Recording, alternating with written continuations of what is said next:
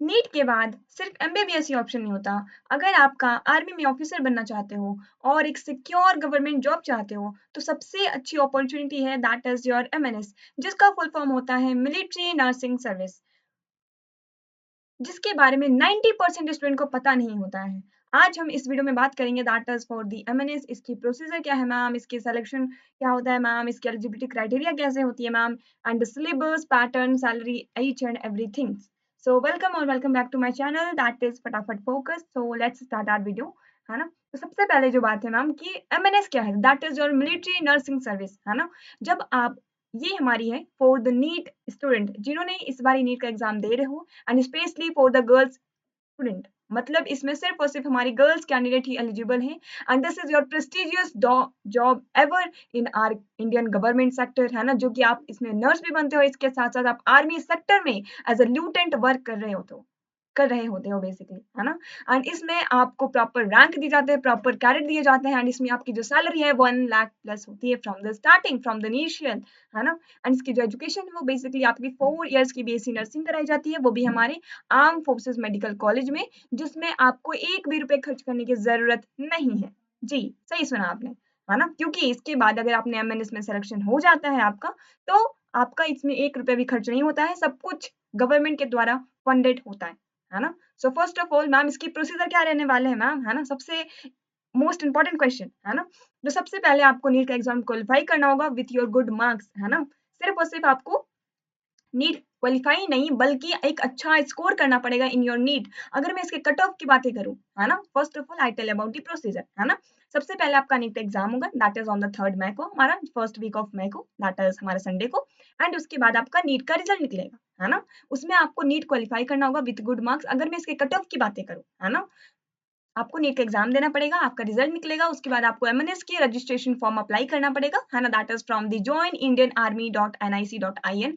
This is your official website from where you have to what, that is you have to register yourself, है ना।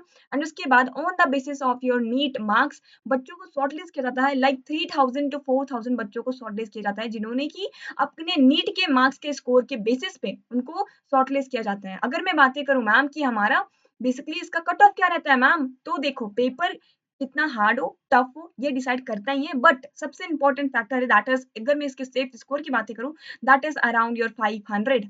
अगर आपके NEET में marks 500 के approx बन रहे, आई मीन टू से 500 approx, like 480 460 470 are also more than enough. लेकिन अगर आप सेफ होना चाहते हो, है ना, that yes ma'am I am the in the short listed, मैं फॉर श्योर मैं हो जाऊंगी, तो फिर मैं अच्छा से अपनी प्रिपरेशन करूंगी for the further procedure that is for the CBT, that is your computer based test।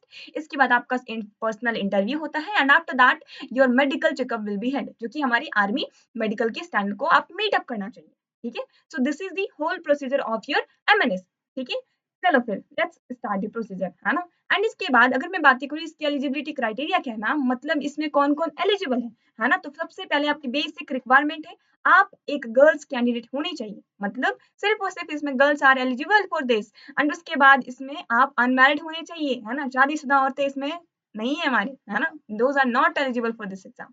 सबसे पहले आप अनमैरिड होने चाहिए, आप विडो होने चाहिए, या फिर आप डाइवोर्स होने चाहिए बेसिकली, है ना। एंड आपने नीट यूजी का 2026 का एग्जाम जरूर से दिया हो। अगर आपने 2025 का दिया है तो आप इस ईयर एग्जाम देने के एलिजिबल नहीं है, लेकिन अगर आपने इस ईयर एग्जाम दिया है that is the NEET UG 2026, तो आप इस एग्जाम को देने के लिए एलिजिबल है, ठीक है।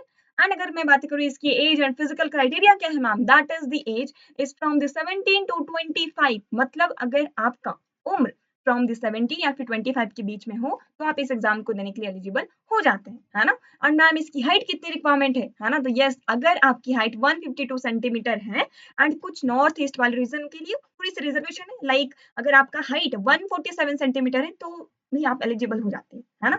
एंड आफ्टर दैट आप मेडिकल जो हमारे मिलिट्री स्टैंडर्ड है आप उसे फिट होने चाहिए, है ना। This is your age and this is your physical standard, है ना। एंड बेसिक रिक्वायरमेंट आप गर्ल्स होनी चाहिए, है ना, ऑब्वियसली। एंड उसके बाद मैम हमारी इसकी एजुकेशन क्वालिफिकेशन क्या होना चाहिए, है ना। तो सबसे पहले आपको नीट का यूजी का स्कोर कैलकुलेट करना पड़ेगा, है ना, like the your you have to score well in your exam, है ना। एंड उसके लिए हमारा मैम पीसीबी होना चाहिए, है ना। इन फर्स्ट अटेम्प्ट सबसे पहले आपको 12th का बोर्ड क्लियर करना पड़ेगा, है ना। एंड उसके साथ साथ आपको 50% एग्रीगेटेड मार्क्स स्कोर करने पड़ेंगे in your physics, chemistry, biology and your English subject would be the compulsory. अगर आपके 12th में इंग्लिश नहीं है इन लैंग्वेज और इन द सब्जेक्ट, तो आप इस एग्जाम को देने के लिए एलिजिबल नहीं है। मतलब अगर आपका 12th में physics, chemistry, bio and English है, अगर आपने एग्रीगेटेड मार्क्स 50% है 12th में, एंड आपने फर्स्ट टाइम, है ना, एट फर्स्ट अटेम्प्ट में ही आपने 12th क्वालिफाई किया है, अगर आपका किसी भी सब्जेक्ट में मतलब कंपार्ट नहीं लगा है, तभी आप इस एग्जाम को देने के लिए एलिजिबल है ना। And physical standard that is your 152 centimetre होनी चाहिए। नॉर्थ ईस्ट वालों की थोड़ी सी रिजर्वेशन है, लाइक योर 147 सेंटीमीटर, वो भी हमारी एलिजिबल हो जाती है। एंड हमारे जो विजुअल स्टैंडर्ड है that is your eye checkup and that is your physical fitness, है ना, ये हमारी मिलिट्री मेडिकल स्टैंडर्ड के अकॉर्डिंग में फिट होने चाहिए, है ना। So this is the whole procedure of this exam, है ना। लेकिन मैम इसका जो मेन प्रोसीजर है वो होता कहाँ है ना, सबसे इंपॉर्टेंट बात। तो देखो, हमारा सबसे पहले आपको क्या होगा, करना होगा, that is you have to fill the form that is for the registration, है ना। उसके बाद बच्चों को शॉर्टलिस्ट किया जाता है, लाइक 3000 to 4000 बच्चों को शॉर्टलिस्ट किया जाता है, ठीक है।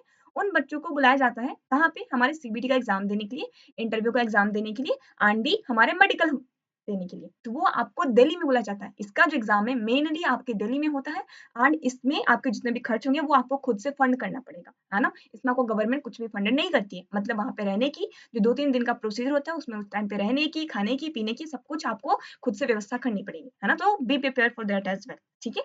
यस, अगर मैं बातें करूँ इसकी जो रिपोर्टिंग टाइम है ना, एज आई टोल्ड यू कि हमारे 3000 to 4000 बच्चों को शॉर्टलिस्ट किया जाता है। एक दिन में कम से कम हमारे 150 से 200 बच्चों को बुलाया जाता है हमारे। इसका exam that is in the Delhi होता है, वो भी हमारे आर्मी के आरआर कॉलेज में, आरआर हॉस्पिटल में, या फिर हमारे दिल्ली के बेस हॉस्पिटल में। यहाँ पे इनका एग्जाम हो रहा होता है ना। एंड सबसे पहले आपका डॉक्यूमेंट वेरिफिकेशन होगा, उसके बाद आपका सीबीटी एग्जाम होगा, है ना। एंड उसके बाद आपका साइकोलॉजिकल टेस्ट होता है, इसके बाद आपका होता है interview test that is your personal interview. हर एक बच्चे का पर्सनली कराया जाता है ना। They check your that is your, अगर आपका जो कॉन्फिडेंस है वो चेक करते हैं, आपकी पर्सनल बिल्डिंग चेक करते हैं, आपकी कम्युनिकेशन चेक करते हैं, ठीक है। And yes, this is your the personal interview, ठीक है। इसके बाद होता है दैट इज दी हमारे मेडिकल चेक किए जाते हैं, दैट इज योर मेडिकल, आप फिट हो या फिर नहीं हो। एंड आफ्टर दैट आपका एक फाइनल मेरिट लिस्ट निकलता है उन बच्चों का जो कि इस एग्जाम को क्वालिफाई कर चुके हैं एंड उनका सिलेक्शन हो चुका है in your MNS. And at last अगर मैं बताऊं तो एट लास्ट सिर्फ और सिर्फ हमारे भारत में दैट इज द 220 सीट्स ही है। मतलब at the end of the shortlisted, है ना, हमारे 3000 to 4000 बच्चों में से सिर्फ और सिर्फ हमारे 220 बच्चे सेलेक्ट हो पाते हैं हमारे एमएनएस में ईच एंड एवरी ईयर, है ना। So this is the what, this is the tough competition, है ना, क्योंकि जैसे जैसे बच्चों को इन्फॉर्मेशन हो रही है, कंपटीशन बढ़ रहा है मैम, है ना। एंड उसके बाद अगर मैं बात करूँ that is what is the syllabus of CBT ma'am, है ना, तो that is your computer based test, जो कि आपके दिल्ली के बेस हॉस्पिटल में या फिर दिल्ली के आरआर हॉस्पिटल में होगा, है ना। सबसे पहले आपका सीबीटी एग्जाम होगा, दैट इज दी 80 मार्क्स का एग्जाम होगा, जिसमें आपके 40 क्वेश्चन होंगे, दैट इज 40 एमसीक्यू क्वेश्चन। एक क्वेश्चन हमारा 2 मार्क्स का होगा, अगर आपने क्वेश्चन गलत कर दिया तो आपको 0.5 मार्क्स डिडक्ट कर दिए जाएंगे फ्रॉम दी जितना आपने स्कोर किया। मतलब इसमें आपकी नेगेटिव मार्किंग है ना, मतलब आपको अच्छे से एग्जाम देना पड़ेगा, है ना। एंड इसके बाद सिर्फ और सिर्फ आपका 30 मिनट का ही टेस्ट हो रहा होता है ना। मतलब आपको एक्स्ट्रा टाइम नहीं दिया जाता है ना। In just 30 minutes you have to give your CBT exam, ठीक है। एंड जिसमें अगर मैं सिलेबस की बातें करूँ तो वो आपका होता है इंग्लिश का सिलेबस, जीके का syllabus, that is general awareness and general intelligence, and इसके बाद आपकी रीजनिंग की syllabus. This is the whole syllabus of your CBT, है ना। मैं डेप्थ में बताऊंगी, नो वरी अबाउट दैट, ठीक है। एंड यस, मैं अपने चैनल पे भी जरूर से करवाऊंगी, ठीक है।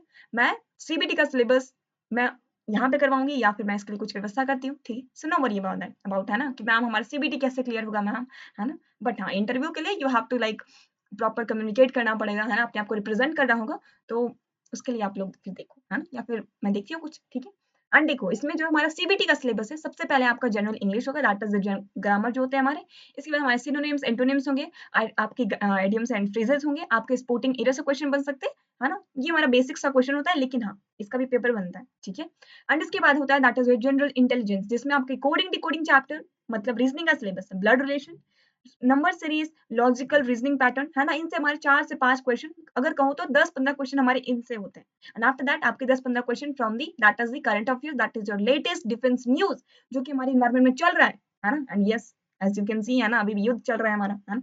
एंड उसके बाद हमारे अवार्ड्स जो कि दिए गए हैं हमारे पर्सन्स को, हमारे करंट अफेयर्स में क्या चल रहा है ना। और ये हमारे जो मेनली करंट अफेयर जो कि हमारे रिलेटेड है हमारे विमेन से, विमेन एम्पावरमेंट से, है ना, that related to our defence, that current affairs is very very important to your exam perspective, ठीक है। यस, तो focus on that as well, ठीक है। एंड फटाफट मेरा व्हाट्सएप चैनल और मेरा टेलीग्राम चैनल ज्वाइन कर लो, क्योंकि मैं ईच एंड एवरी डे कम से कम 2 से 3 क्वेश्चन अपलोड करती हूँ, है ना? That is mainly highly relevant to your MNS exam and all the paramilitary exams, ठीक है? एंड देखो इसमें जो हमारा साइंस का सिलेबस है ना, that is for the NEET, है ना? तो yes, that is your biology है हमारा, है ना? केमिस्ट्री है हमारा and your physics. This is strictly basis on your NEET based, है ना? एंड कुछ क्वेश्चन हमारे इंटरव्यू में भी पूछ लिए जाते हैं फ्रॉम द नीट सिलेबस, तो there is no worry about that, है ना? अगर आपने नीट क्वालिफाई किया तो पता है आपको नीट का सिलेबस, है ना? पता है आपने अच्छे से पढ़ाई किया है ना? एंड देखो, है ना, अब सबसे इंपॉर्टेंट बात मैम, इसकी सैलरी कितनी होती है, इसके रैंक क्या होते हैं, इसके बेनिफिट्स हमें क्या मिलेंगे मैम, है ना? तो जैसे ही आप एमएनएस में सेलेक्ट होते हो, है ना, उसके बाद बेसिकली आप कॉलेज के लिए परस्यू करने के लिए जाओगे, आप 4 साल की डिग्री कराई जाती है एंड उसके बाद जस्ट आपका ट्रेनिंग के खत्म होने के पश्चात आपको as a lieutenant as a rank दिए जाते हैं एंड आप प्रॉपर कार्य करते हो, है ना, प्रॉपर वर्क करते हो, जिसमें आपकी ग्रोस इन हैंड सैलरी हमारी 68,000 टू 95,000 होते हैं, है ना? एंड अभी जब से हमारा 8 पे कमीशन लागू होगा, इसकी सैलरी 1 लाख प्लस चली जाएगी, है ना? Yes, this is your best opportunity, है ना, to apply for this exam, ठीक है? एंड ये हमारे वेलफेयर पार्क्स मिलते हैं, हमारे कैंटीन की फैसिलिटी मिलती है, मिलिट्री अकोमोडेशन मिलते हैं and pre medical service for all the family members, सभी के सभी फैमिली मेंबर्स को मिलते हैं ये, है ना? एंड इसके बाद आपकी 60 डेज की एनुअल लीव होती है एंड प्रमोशंस होते रहते हैं, मतलब हर एक 3 सालों में आपकी प्रमोशंस होते रहते हैं। सबसे पहले आप एज अ ल्यूटेंट वर्क करोगे एंड उसके बाद फिर हमारे ल्यूटेंट वर्क कॉलोनियल, है ना, एंड आफ्टर दैट ये हमारी प्रमोशन होते रहते हैं, ठीक है? So there is no worry about that, है ना? एंड यस, अगर मैं बातें करूँ मैम, इसकी इंपॉर्टेंट टाइमलाइन क्या है, डेट क्या है मैम, जिस पे हमें ध्यान रखना पड़ेगा, हमें वेबसाइट पे ध्यान रखना पड़ेगा, है ना? तो सबसे पहले आपका नीट का एग्जाम होगा, है ना, that is on the 3rd में, है ना, इस बारी का एग्जाम, ठीक है? फर्स्ट वीक ऑफ संडे को होता है हमारा इसका exam, as we know. And after that आपका जून में इसका रिजल्ट निकलेगा, है ना? तो जिन बच्चों ने नीट का एग्जाम दे रहे हो आप लोग, है ना, अभी तो फिलहाल फोकस करो मेनली नीट पे, ठीक है? इसके बाद जैसे ही आपका नीट का एग्जाम खत्म होता है, उसी तरीके से तुरंत से 1-2 दिनों का रेस्ट लो, है ना, आराम से चिल करो एंड उसके बाद आप लोग एमएनएस का प्रिपरेशन स्टार्ट कर दो, ठीक है? यस, उसके बाद जो बेसिकली आपका एमएनएस का रजिस्ट्रेशन स्टार्ट हो जाएगा in your just after releasing of your NEET exam result, मतलब जैसे ही आपका नीट का रिजल्ट निकलता है उसके विद इन 1 और 2 वीक्स के अंदर हमारे रजिस्ट्रेशन फॉर्म स्टार्ट हो जाते हैं, है ना? And on that time you have to apply for the MNS, है ना? एंड उसके बाद फिर on the basis of your NEET score आपको जो बेसिकली शॉर्टलिस्ट किया जाता है लाइक द 3000 टू 4000 बच्चों को, ठीक है? लेकिन अगर आपको शॉर्टलिस्ट होना है तो आपको नीट को क्वालीफाई ही नहीं बल्कि अच्छा स्कोर करना पड़ेगा, है ना? अगर आपने 500 स्कोर कर पा रहे हो, है ना, तो आप मतलब फोर श्योर हो जाओ कि आप शॉर्टलिस्ट हो पाओगे, है ना, हो जाओगे। तो आपको अच्छे से प्रिपरेशन करनी पड़ेगी for your the further procedure, है ना? क्योंकि अगर मैं कंपैरिजन के तरीके से बताऊं, है ना, इन द 2024, है ना, as the paper was very easy but still हमारी जो कट ऑफ थी वो हमारी 460 थी, ठीक है? एंड 2025 का पेपर, है ना, आप लोगों ने देखा ही होगा, है ना, प्रैक्टिस किया ही होगा आप लोगों ने, है ना? इसका paper as a very hard but still इसकी जो हमारी कट ऑफ थी वो हमारी 430 टू 440 मार्क्स थी, है ना? मतलब सिर्फ देखो 20 मार्क्स का डिफरेंस था हमारा, है ना? मतलब अगर पेपर इस बारी कैसा भी होता है स्टिल आपका जो कट ऑफ है वो 480 प्लस ही जाएगी, है ना, क्योंकि बच्चों को इन्फॉर्मेशन हो रही है ना? And this is your best opportunity. अगर मैं बातें करूँ एमबीबीएस में, है ना, तो सबसे पहले आपको 5.5 साल की डिग्री करनी पड़ेगी, है ना? एंड अभी आप लोग कंपटीशन देख ही रहे हैं, है ना? तो एमएनएस इसमें आपका परमानेंट गवर्नमेंट जॉब है, आपका सिक्योर है, कोई नहीं ले रहा है अगर आप एक बारी एमएनएस सेलेक्ट हो जाते हो तो, है ना? एंड यस, उसके बाद आपका अगस्त और सितंबर में आपका CBT exam, interview exam and आपका मेडिकल एग्जाम हो रहा होता है एंड हमारे अक्टूबर में इसकी फाइनल मेरिट लिस्ट निकलती है 220 बच्चों का जो उन्होंने की अपने इस एग्जाम को क्वालिफाई कर लिया एंड वो सेलेक्ट हो चुके हैं, ठीक है? एंड यस, नवंबर से हमारी उनकी कोर्सेस स्टार्ट हो जाते हैं, है ना, in the 6 arm forces colleges, ठीक है? And yes, that's it for today's, है ना? ये थी हमारी पूरी की पूरी इन्फॉर्मेशन फॉर द एमएनएस। अगर आपको किसी भी तरीके का कोई भी डाउट हो तो आप लोग कमेंट कर सकते हो एंड यस, मैं अपना व्हाट्सएप चैनल का लिंक, टेलीग्राम चैनल का लिंक कमेंट सेक्शन में पिन कर दूंगी, है ना? तो if you want you can join this as well, है ना? एंड कोई भी इन्फॉर्मेशन या फिर कोई भी डाउट हो तो आप लोग पूछ सकते हो, ठीक है, बेझिझक होकर। And yes, let's meet in next video. So bye bye and yes, take care all of you. Jai Hind everyone.